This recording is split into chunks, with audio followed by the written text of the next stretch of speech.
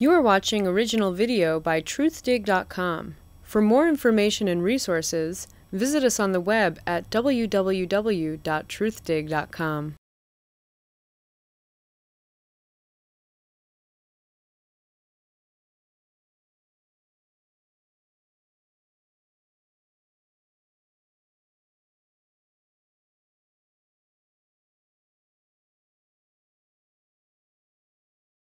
How should people of color respond to the dying of a civilization that has not been civil to them?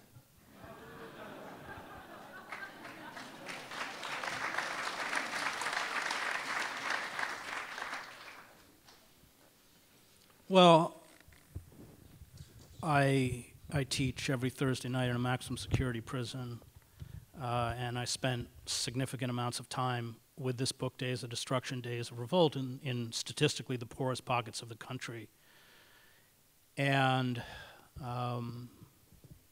the creation of omnipotent police forces, especially in urban areas, has set a template.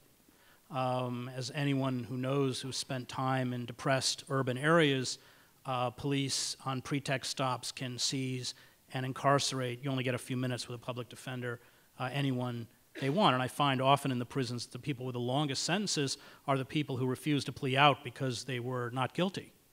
But if you don't plea out, you're finished, and they know it. The whole system's rigged.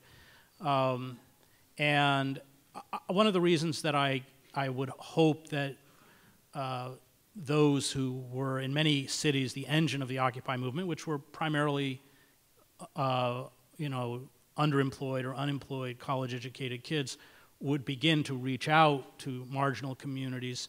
Not so much because I think these communities now are so broken, and of course such a high disproportion of especially African-American men are within the system, not just in prison but on parole. I mean, they have all sorts of ways to cripple your life. But I think that we have to make amends to these communities because we, by supporting the Democratic Party, and in particular figures like Clinton, which rammed through the omnibus bill and created the massive prison industrial complex, destroyed welfare, which, as Bob points out, 70% of the recipients in the old welfare system were children, passed NAFTA. We busied ourselves with a kind of boutique activism, multiculturalism, all of which I support, but at the expense of justice. We forgot about justice. And our poor and our working class were decimated. And what has happened now, there's been a Weimarization of the American working class.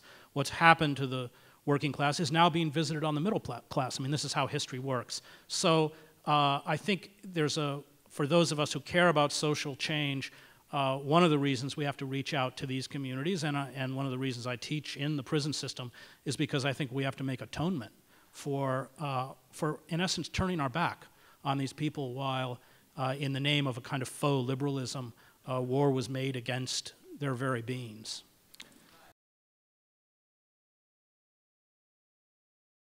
This video program was brought to you by Truthdig.com. For more information and resources, visit us on the web at www.truthdig.com.